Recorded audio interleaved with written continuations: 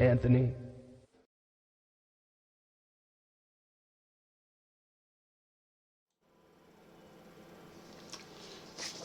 Hello, it's Monday the 19th of September 2022. It's just gone past 12 midday, and welcome to the Anthony-Webber Perspectives programme, which is a summary of news and political issues with a different perspective, a Unity News perspective and my own perspective.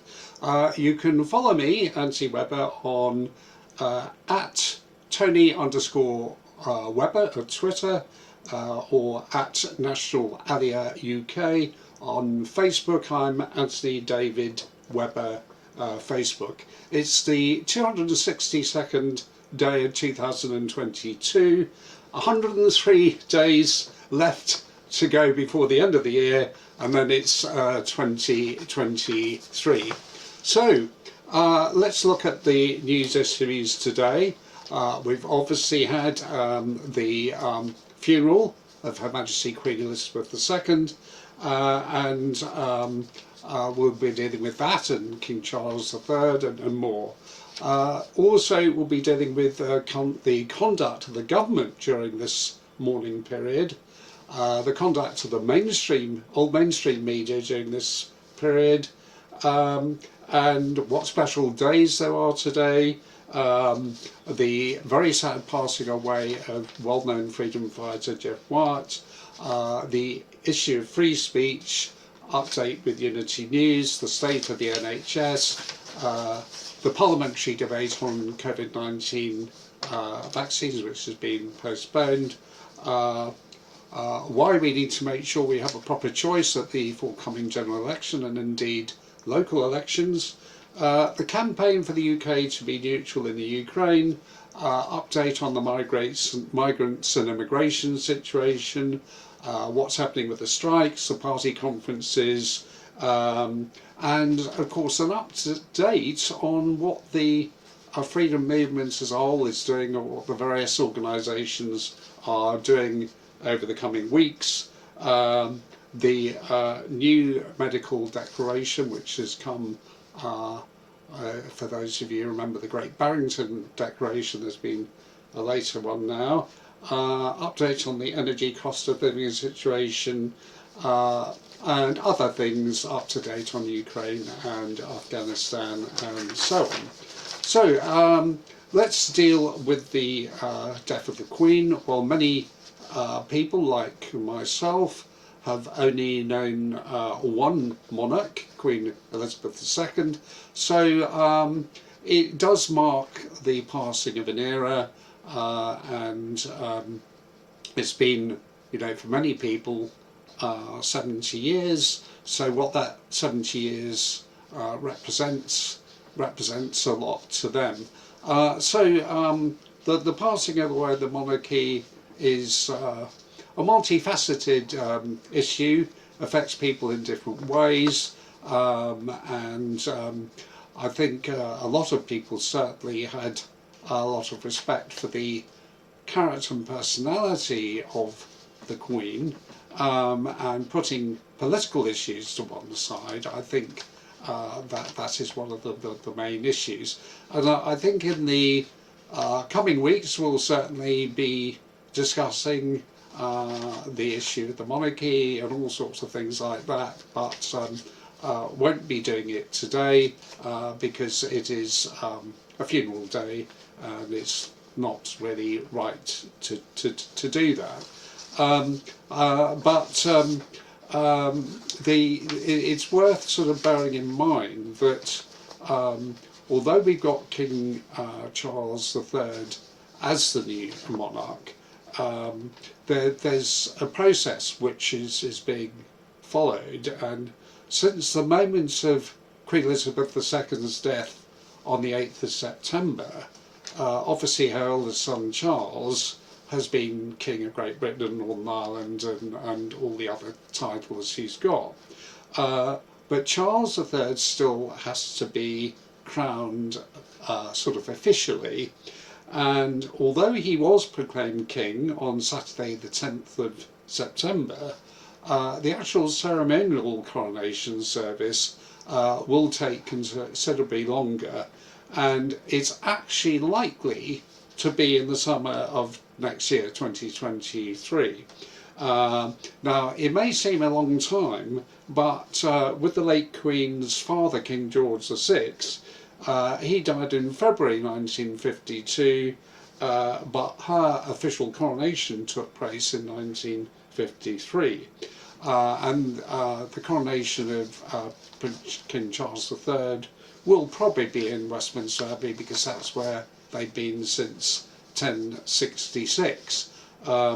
So that's an update on that. That will be an interesting one because the country may well be in as bad a state financially as it was at the time Queen Elizabeth II came to the throne, because they've been through a long period of rationing after the Second World War and so on.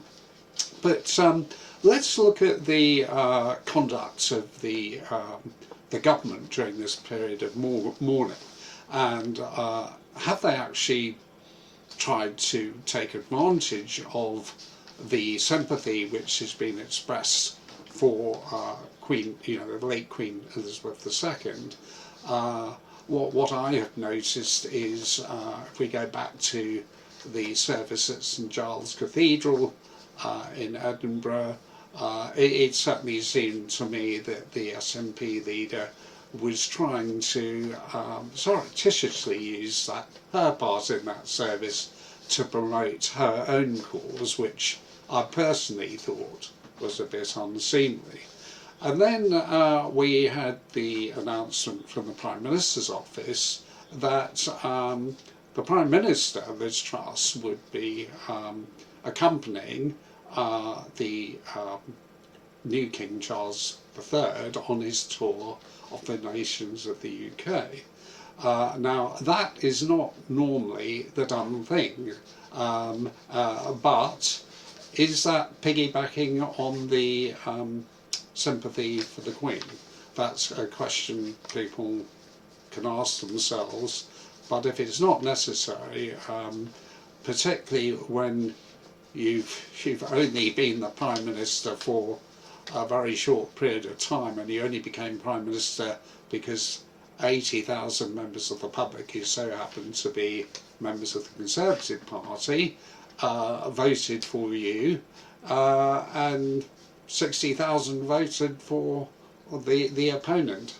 I mean, it's the way things go at the moment, but I think in public life it's always a good idea to sort of know your place and earn your place, and I think it would have been more appropriate for the Prime Minister just to take a little bit more of a step back, earn some trust and respect before she put herself in that sort of limelight. Because if we look at character and personality, we had 70 years of that from Queen Elizabeth II. In respect to the Prime Minister, we've had it barely for a couple of weeks. So any Prime Minister, including her, would have a long time to go to get even up to a year's worth of equivalent respect and trust which the Queen had. So my view is this: politicians should own their own trust and respect and not try and get it on the back of a late monarch or indeed anyone else.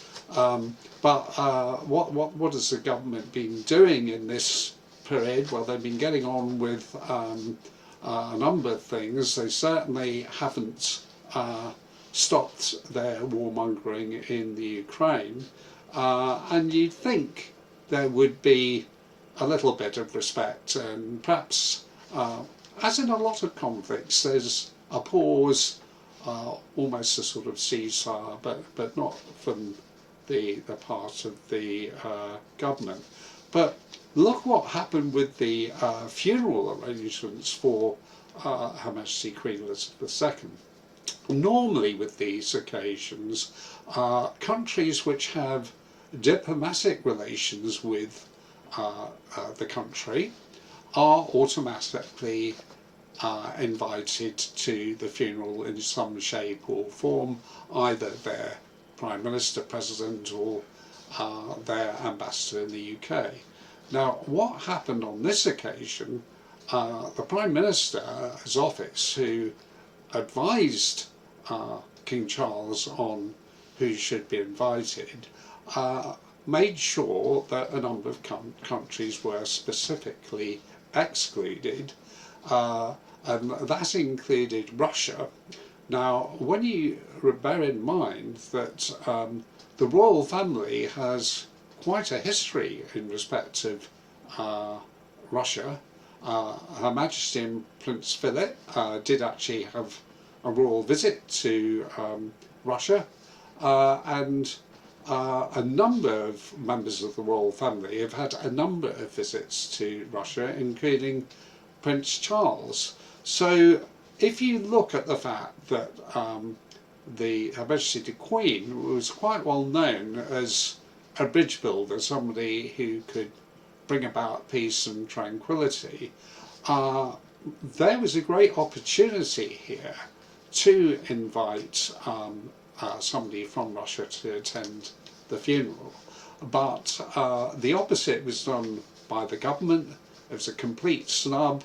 It was actually rude, and the Russians actually quite correctly, now I've taken it in, said it was blasphemous for them not to be invited.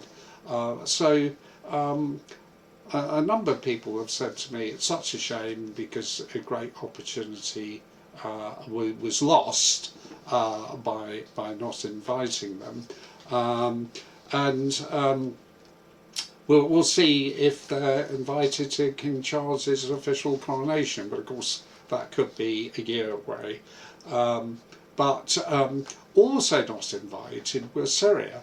Now, you might remember that the Syrian government have as good as defeated the Islamist fundamentalists, and guess who was funding the Islamist fundamentalists? Certainly a number of wings of them, and that very sadly was the British government.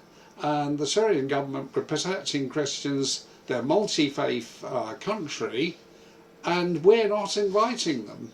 So when I say we, the UK government are not. And again, the President of Syria has had an official visit to Her Majesty the Queen when she was alive, and again there was an opportunity for rapport there, and it was lost. But again, if you look at what I call the political guest list for the funeral, it also included a number of countries such as China and some of the Gulf states who have got pretty awful human rights records. So a funeral with double standards. It's just unfortunate that by precedent the monarch really has to go along with what the government suggests. So what's happened with the funeral is the monarch has had a bit of a free rein in terms of royal guests and other guests, but not with the political guests. So it is a shame that this has been used for political reasons by the government, and you know, probably be consequences and so on. Now the other thing is, as we know, this week the government will be introducing measures in the House of Commons as to how they're going to deal with the energy crisis. And thanks for all the hellos, by the way. And your comment about all the leaders getting together when King Charles entertained them. Well, I would imagine not much happened apart from small talk, because there's so many of them, there just wouldn't be the time. But I suppose there is a point, who knows what's happened, what's gone on behind the scenes.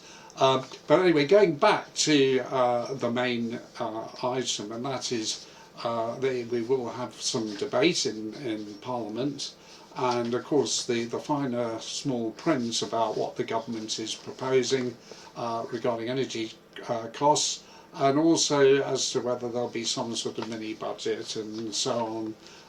There's talk about the income tax rate being lowered and all this sort of thing. But to be honest, the government's on a very sticky wicket with the economy, because they've actually wrecked it with the huge amount of money they spent on the COVID-19 policy, well over 400 billion, which has put us further into debt. They've done other things like being overzealous on net zero, and of course having embarked on this Ukraine proxy war without our permission.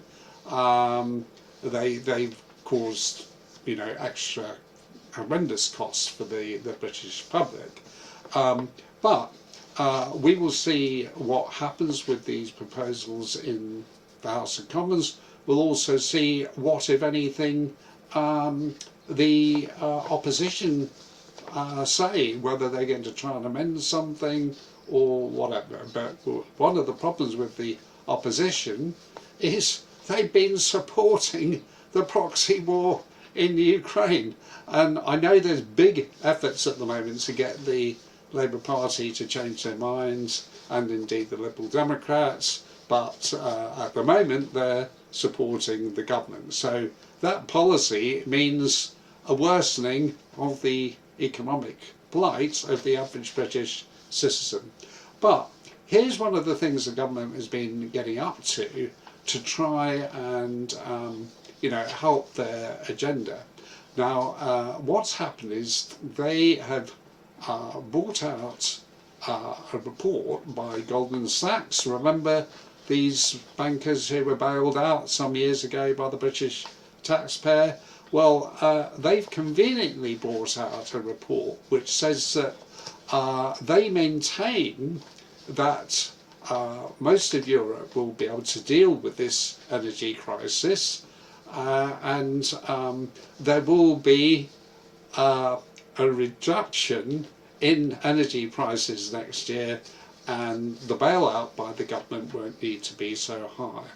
Well, we've heard all these so-called expert reports from before, haven't we? We had them with when we had the COVID-19 dictatorship regime imposed on us. We had it with the vaccine mandates. We've had it on all sorts of things regarding the overreach of the government's powers.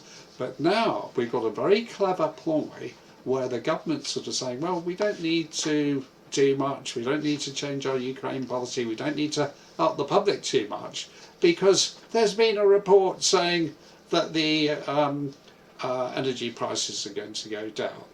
And then, you know, in a few months' time they can say, oh, well, it wasn't us, the experts had it slightly wrong. Now, to me, that is absolutely appalling, because that is contrary to all the reports we've actually heard. But anyway, does Anthony Webber think the UK government wants peace in the Ukraine? Well, no, I certainly don't, because if you remember back in April, the then Prime Minister Boris Johnson went to Ukraine when the Ukraine were about to sign a peace agreement with Russia, and they ended up being given, or should I say bribed, with billions of arms and other aid, and Boris Johnson told them not to give up but to fight on. So I think what we have to seriously examine is whether the government is actually not fighting a proxy war in the Ukraine on behalf of the British people, but they're fighting it on behalf of globalist masters. And you only have to look at where money comes to for political parties and a number of politicians individually to see that we've got to be very concerned about the interests of globalist corporations and individuals, and why they perhaps want this Ukraine war. But anyway, that's one of the situations there. But as I said, with this funeral, it was a shame that on this occasion the government departed from normal diplomatic standards and they should have invited people who we've got diplomatic relations with. We do have diplomatic relations with Russia and Belarus. You can certainly understand that we didn't invite Afghanistan, but would you believe we have given a funny sort of invitation to Nicaragua and North Korea and Iran, that their ambassadors are invited but not their heads of state. But to me, it doesn't matter too much as long as countries are invited, and I do think it would have helped the peace process if we had, if the UK government had ensured that Belarus and Russia were invited to the funeral. But anyway, that's the way things are. We have to sort of move on. Anyway, comment that evil is on the rise. Well, maybe we all individually and collectively need to make sure that that doesn't actually happen. I'd now like to just deal with the conduct of the media during this mourning period.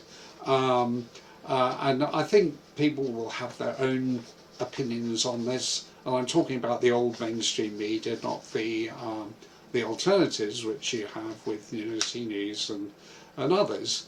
But one thing which struck me a few days ago was Sky News were doing a broadcast of the mourning of Her Majesty Queen Elizabeth II, and in the middle of people going into the chapel to pass by Her Majesty's coffin, they brought in a military so-called expert to comment on the situation in Ukraine. Now, I'm not joking, I was absolutely appalled that they had an update on the Ukrainian war situation in the middle of filming inside a church.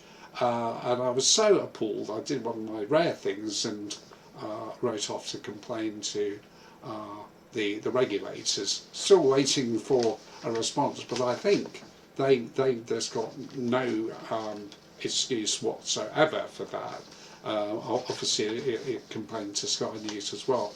But we do need to bear in mind that it's all the old mainstream media who we've got a problem with, and it's not just the BBC. If anything, the BBC are more easy to put right because we could find ways of taking back control of the BBC because we, the taxpayers, are responsible for it. But we've got no control over some of the commercial ones. But I think one of the things we need to be doing looking ahead is having a free media, because I was just thinking the other day how appalling it is that we haven't got a free national and local media, and it really is bad. You know, the censorship which goes on so many issues, that is a cause in itself worthy of attention. Anyway, most people might have had a chance to have had a look at the funeral service this morning. I managed to see most of it, and I thought both before and after the funeral would probably be better, but the only thing I would say is, as usual, the Archbishop of Canterbury sort of didn't really say the right thing and sort of slightly ruined it, but there were some good points. Psalm 42 has got a lot of good words in it, and the reading of 1 Corinthians 15, again, I recommend people have a look at that. That's well worth a read. But going back to the conduct of the media on this morning period, have you noticed that a lot of the commentators keep on putting in political comments? Now, I must admit, we've all got our own views of dealing with things, but I deliberately have separated my political comments from any comments I might make about the funeral of Her Majesty the Queen, because I am a great believer in respecting a period of mourning, whether it's for the royal family or indeed anyone, or those of us who with families who might have a funeral coming up. So what I think is appalling is you look at some of the people. There have been 1 or 2 occasions where people have attacked the monarchy publicly, and my personal view is that could easily have been done next week. But anyway, it's a free world. The thing is, what is worse is the media commentators sneaking in little comments about oh, now the monarchy's gone, will the Union of the United Kingdom break up, and all this sort of thing. They shouldn't be saying such comments, to be quite frank. But having said that, one thing I will say is the passing away of Queen Elizabeth II, if anything, has shown the very strong bond there is between the 4 nations of the United Kingdom. But also, I would add to that our 4 nations of the United Kingdom are strong with or without a monarch. You know, that is an absolute fact, and I'm certainly not going to stand by and allow people to use this occasion to try and break up our United Kingdom. And that is the agenda of a lot of the media, to try and put us within the United Kingdom against each other, even not just countries against each other, but counties against each other. As far as they're concerned, the more disunited they can make us, the better. We really do need to fight these people who want to destroy the Union. But some of the media, even people like Talk TV, have been incredibly disrespectful to members of the monarchy. People like Piers Morgan and 1 or 2 others. I don't know who they think they are, but how would they like it if somebody was attacking them at a time of a family funeral? I think it's so utterly without taste, the way some of these commentators work. And of course, going on about how wonderful the Ukraine cause is and everything else. I mean, it's just not the time and the place, to be quite frank. Anyway, let's go on to something a little bit more light-hearted. We're actually coming to the end of the Virgo period this year, because that's August the 23rd to September the 22nd, so just a short while before the end of the Virgo. So anyone who's got a Virgo birthday today, happy birthday to you. And of course Libra starts September the 23rd to October the 23rd. Now, what special days apart from that have we got today on Monday the 19th? Well, we know we've got a public holiday today, and that public holiday is also in a number of other countries, including Canada, the Crown Dependencies, the 14 British Overseas Territories, and a number of other countries. So we are, as we know, having a public holiday. And just to let you know, whenever we have the official coronation of King Charles III, there will also be another public holiday. Now, today is National Butterscotch Pudding Day. Now, anyone who likes that, which I do, I think I'm going to have a look at an excuse to see if I can have that today. Now, anyone who likes the parrot films, it's Talk Like a Parrot Day, and I know some people like doing that, particularly when they've had a few drinks, but anyway. So it's also Respect for the Aged Day, and of course Her Majesty the Queen was aged, but you know, many people have got parents and grandparents who are aged. Let's give them a little bit of respect today.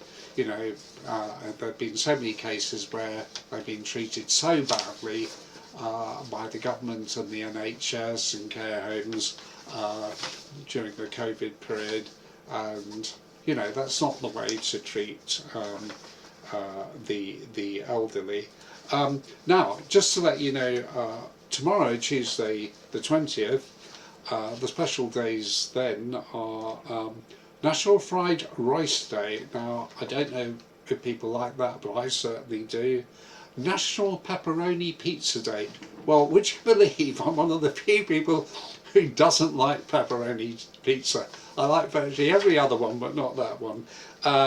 National Punch Day. Now, it's not a day to go out and punch somebody, it's the punch drink. So tomorrow is a good excuse to make some punch.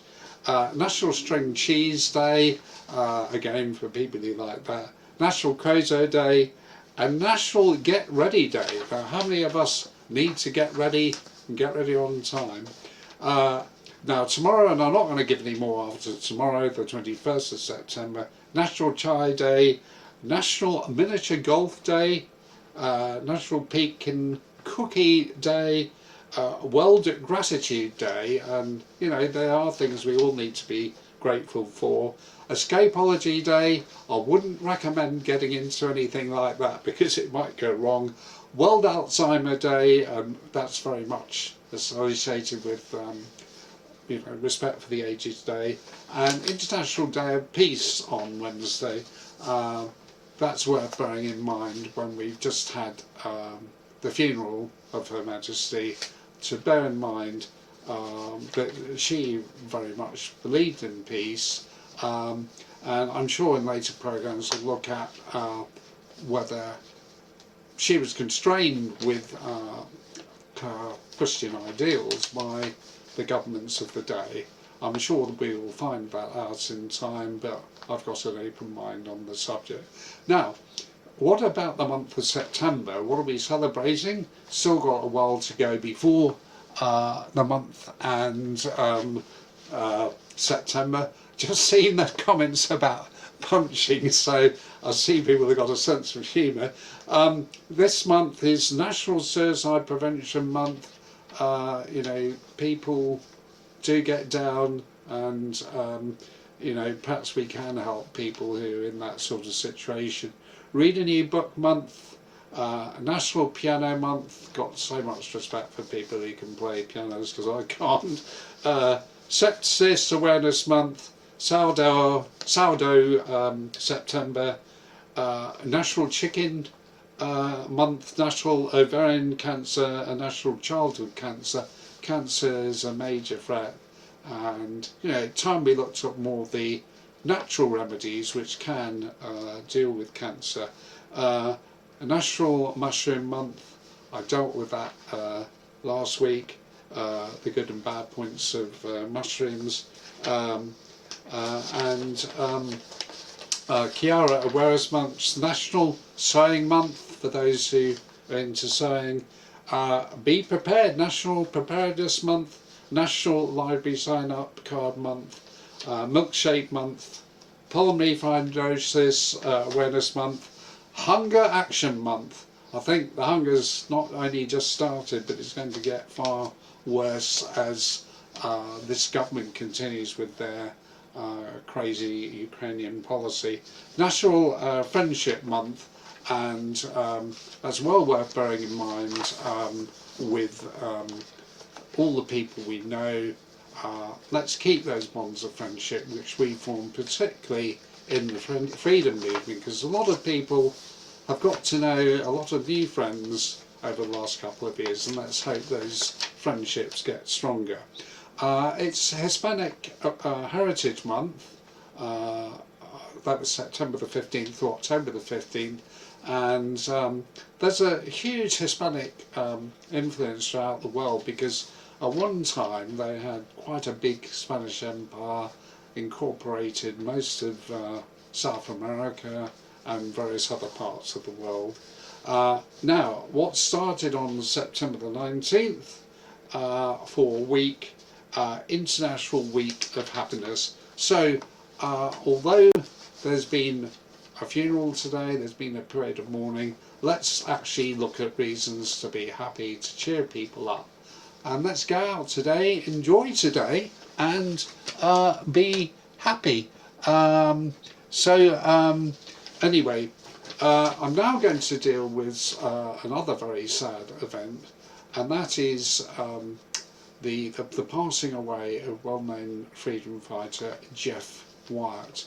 Now, Jeff was known to a number of people, myself included, as somebody who could always be relied upon to turn up and protest and campaign on a wide variety of freedom issues, but he was there, solid, dependable, somebody a lot of people actually looked up to, set a good example. He spoke as well as campaigned. Could say a lot more, but Unity News is actually going to be doing a special program in memory of him, and those people who've got memories of Jeff, please send them in to David Clues, and we'll do our best to include them in the program. But he actually passed away in the Isle of Man on Friday, and we found out on Saturday, and he'd actually sadly suffered a heart attack. He was in a vehicle because he was into vehicle racing. It was one of his joys, and he did manage to get out of the car. He was taken to an ambulance, but unfortunately they couldn't save him. And I did learn from another source that he did have a bad angina attack a few days previously. It's so sad. I mean, I'm not going to say anything more because we're going to have a special program, but I certainly got my own memories of being on protest with Jeff, and he will be very sadly missed, but we must go by his example and fight on. And he was a great believer in free speech, and a number of people have spoken up on the issue of free speech because it's become more and more an issue, because it's become more and more a threat, has been over the last few years, the government overreaching into the issues of free speech. And at Unity News we've taken up the issue of Graham Phillips, who's a British journalist who has been sanctioned by Liz Truss when she was Foreign Secretary, and he's basically been made without funds simply because he said things, truthful things about the Ukraine-Russian conflict, which they didn't like. Now that's a very sad state of affairs, because that's basically what the Ukrainian government do. They lock up journalists who don't agree with them, and the UK needs to be a bastion of free speech, not a country which sort of is part of the campaign against free speech. And it's a very, very serious issue, because free speech goes back to the days of Magna Carta and so on. And again, Jeff Wyatt was very much a believer in free speech and a proponent of common law. On the subject of Unity News, we continue to do our bit. We're grateful for all the help we've had financially. If you are able to give some more help, please do so, or if you haven't done so, please, because then we can expand both the length, the quality and the content of what Unity News offers. And if you complain about the odd technical problem we have, just bear in mind the more funding we get, the better quality we can actually have. Now, one of the things about the funeral was making it a public holiday. The NHS decided to cancel most of the appointments. Now, I actually don't agree with this, because whilst I accept that you don't normally have that much on in terms of operations and appointments when there's a bank holiday on, when it suddenly comes upon the scene with little notice, and when there's such a huge backlog of operations and appointments, I think it's actually wrong to postpone them. People who had to work during that day could have been given a public holiday another day. So anyway, that's happened. We've got a new health secretary, and who knows what's going to happen there, but we've got to be on our guard that there's not more privatisation via the back door, because what that actually means is things we, the taxpayer, own end up being owned by some foreign company or hedge fund or whatever, and the service ends up either not being as good, or for some reason it's there's a cost factor. So that's not a satisfactory situation to be in. So the next thing is on Monday the 19th, which is today, many of you will remember we were going to have a parliamentary debate on setting up an independent public inquiry into COVID-19 vaccine safety. Now, that very sadly has been postponed. Now, a lot of people will say, how convenient for the establishment. It's a difficult one for us to argue, because the funeral has come bang in the middle of when we would have had the debate, and there certainly would have been nobody there, and Parliament has decided not to sit. So we've just got to accept the situation, and we are waiting for a fresh date for the this petition, which obviously we're trying to get as soon as possible. When we have got that date, we'll be doing exactly what we are going to be doing before. Unity News will be down there. We'll be having extensive lobbying and campaigning, and we will be doing our very best to get this public inquiry into COVID-19 vaccine safety. Now, most people will know that the inquiry into the COVID-19 policy of the government does not cover the COVID-19 vaccine safety. So it is absolutely imperative that we have this, and what will help us, there's always a positive to a negative, this delay will help us get even more information through about the deaths and injuries caused by the COVID-19 vaccines, and all this information is being collated up. And if you've got any further information, please send it in, because it will all be very helpful in putting together the right sort of picture. Right, so the next thing is at some stage in the next 2 years there's going to be a general election. Could be sooner, could be the last minute, but it will be in 2 years.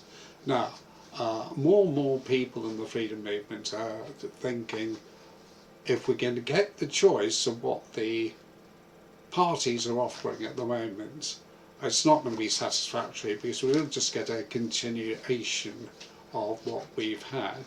So there are moves going afoot at the moment to try and bring together some cohesion between the various freedom groups who stand in elections. I mean, the one group which did set up specifically as a party to fight election was the Freedom Alliance Party, but there are others. And what's being looked at the moment is a situation where people can be not standing against one another, and in other constituencies, because there are 650 altogether, that we the public are advised as to who's the least bad existing candidate to stand for. So we at least try and get some sort of change in government. And as for local elections, which will also be coming up, we want to encourage people to stand for local elections, either as individuals and independents, or under the banner of one of the freedom organisations. So now, what we now need to do is look at what's happening with the campaign for the UK to be neutral in the Ukraine conflict. Now, this campaign, we started with a petition which was doing very well, and then all the parliamentary petitions were conveniently shut down because Parliament had shut down. So a lot of us feel this is wrong, because you can continue to sign other non-parliamentary petitions, and you know, a lot of people know the various organisations which do those, and a lot of people feel that it's online, so there's no reason to suspend the signing. And also, if you can continue to contact your MP, why shouldn't you be able to sign a petition? So what we've been doing is using this time to try and plan for when the petitions reopen, and our understanding is the petitions will open any time from tomorrow to by the end of the week, because the Parliament is actually resitting on Wednesday or Thursday, so there's no excuse for the petitions to be closed then. But what we do ask is for everyone to do their very best to get this petition out there to their friends all over the place, and to get it signed. Even if you can get one person signing it, it would be great, because this petition has been well and truly blacklisted by all the mainstream media, and the government certainly doesn't want people to know about it. They don't want people to know there's an alternative to their policy in Ukraine. They don't even want debate on it, and this petition is all about having a debate, because it's not just trying to bring about Britain being neutral and stopping sending arms and so on, but also to bring down the energy prices, because of obviously if we're neutral, that in itself will encourage other countries to be neutral, and it will bring down energy prices. But there's also, what we're asking for is a referendum on the issue, because there's been no public consent to this, and you know, if they're not going to change their policy, then there's the backstop of insisting on the people having the right to decide. And my view is simply this: the value of our democracy in this country is as good as nil if we have a policy which can come into place without any democratic sanction from the public, particularly if that policy is bringing about the ruination of people's lives, and the ruination of the economy, and the ruination of the nation as a whole.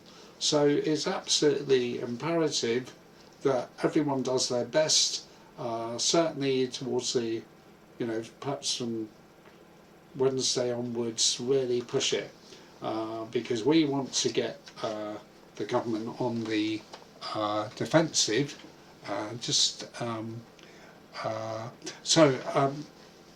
That is very important, because you'll actually remember that there was a Don't Pay set up, which was an anonymous organisation with big globalist and socialist connections, and was encouraging people to pay money to them for leaflets and donations, and it was basically taking people down a blind alley where they could have got into really serious difficulties with their credit ratios and so on. Now, Unity News, Don't Pay the Right Way was set up, and that's in conjunction with signing the petition for the UK to be neutral in Ukraine. Now, what has that establishment Don't Pay organisation achieved? Well, I'll tell you, they've achieved exactly what they were intended to achieve. They've achieved people not criticising the government, but basically that criticism being deflected to the energy companies.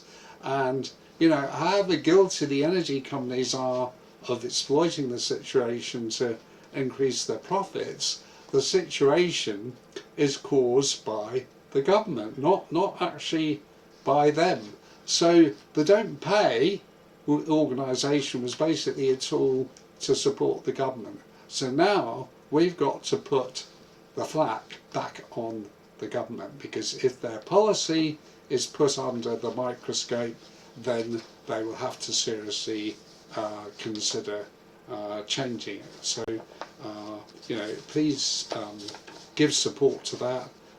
A number of people and organisations have done, but we need everyone to gather round for that. Anyway, on that one, I know there's been, because I'm talking about energy prices, I certainly would recommend people looking at the comments Martin Lewis says on Twitter, because he does get his figures right, but basically what you're going to get, providing it's approved by Parliament, but there's going to be a capped tariff for 2 years. But what is sort of understated is the fact that this capped tariff is still capped at a level which is over £1,000 more than it was this time last year. So when people get their energy bills at the beginning of October, they're going to be, even with the capping and the help from the government, they're going to be 27% more. So people are already suffering with the higher costs of energy. It's actually going to be worse. So just bear in mind that is exactly another reason why this petition needs to be signed to get the government to change their Ukraine policy. And at the moment, they're quite happy for our great British public to suffer in order to support their proxy war. So, just bear in mind, when those bills come, the governments are going to say we've been helping you, but actually they haven't, because you look at the bills back in February before they had this Ukraine policy, and they're a lot more amenable to deal with than they are now. As it happens, our energy bills have always been too high anyway, but that's another matter. What we're talking about is them getting even higher. Now, what about other aspects of this Ukrainian policy by the government?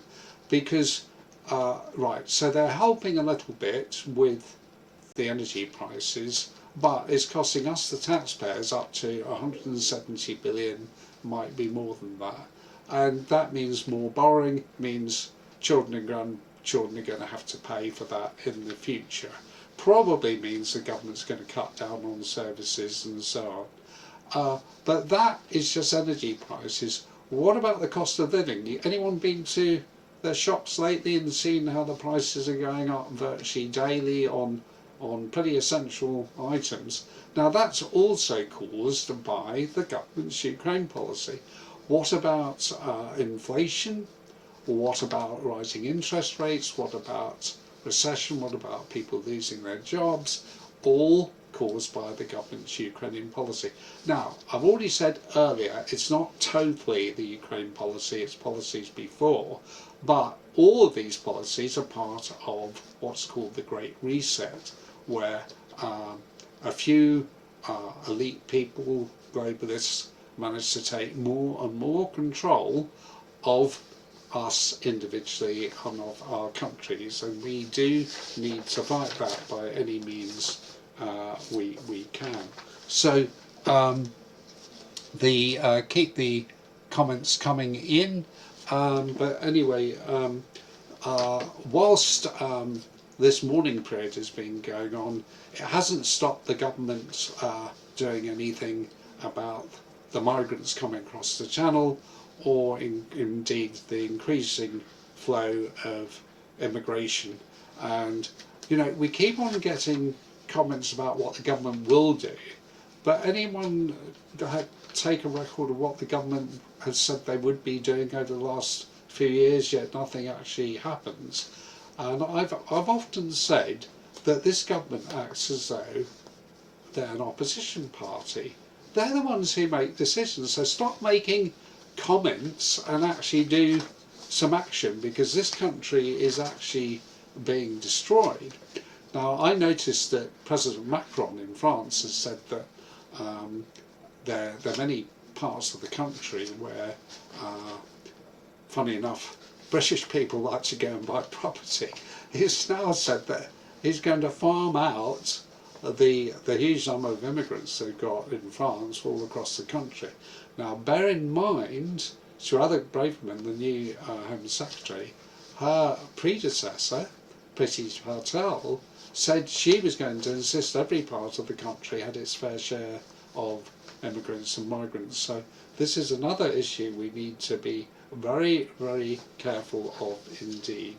Now, I was going to give a summary of what's happening with the rail strikes and other strikes. A lot of changes there. All I will say is the fact we've got a new Transport Secretary may help on the rail situation, but of course when the government spent 5 billion on the Ukraine and took 4 billion off the transport for London and the rail budget, you can see why there's not much money to help with the rail infrastructure and for payment. So another thing is there's a number of things happening regarding what the freedom movement will be doing over the coming weeks. Now, many people will have heard of Operation Overreach, which started off as a small acorns and ended up being a huge oak tree, because the policies to do with 10 government bills have all been dealt with very, very simply and easy to understand manner, and there's going to be an active campaign to deal with this overreach of powers by the government. That's been very much led by Louise Crafield of Save Our Rights, but also many other people as well. So we'll be giving details about those activities, which are on sort of as we speak. There's also, people will remember Dr. Liz Evans of the UK Medical Freedom Alliance, and she was very much involved in getting NHS trusts and GP surgeries to drop restrictions, care homes to drop restrictions, basically to get back to what we would call normal, so to speak. And she's now starting a campaign on having proper informed consent procedures for vaccines. Now, that's not just for COVID-19 vaccines, it's actually for all vaccines.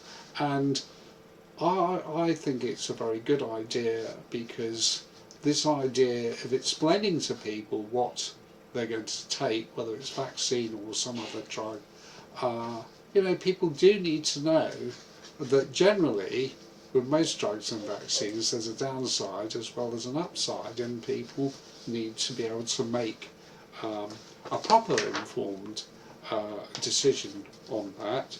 And we've obviously going to be updating people with other things we're doing regarding the campaign to get the government to change their policy on the Ukraine. Obviously, there's going to be a big campaign in terms of having the public inquiry into COVID-19 vaccine safety, and there are sort of many other issues as well. The threats to freedom of speech, and lots of different organisations are doing lots of different things, and what we're going to do is try and do our best. Big groups like the Movement of Movements have been trying to coordinate freedom groups, and at Unity News we're going to be doing our best as well. But I've noticed that we've hit the 1 o'clock time. I'm pretty sure that UK Column are on today. If they're not, I apologise, but I do try and conclude by 1 o'clock-ish, because they tend to get going by about 1:05. You know, I thank everyone for watching today, and I hope you have a brilliant rest of the bank holiday. And let's bear in mind we're all back to the fray from tomorrow, so let's all look at what we can do individually and collectively to do our bit for the fight forward. So let's rally around and do our bit. So, signing off, and wish you a good week. Thank you.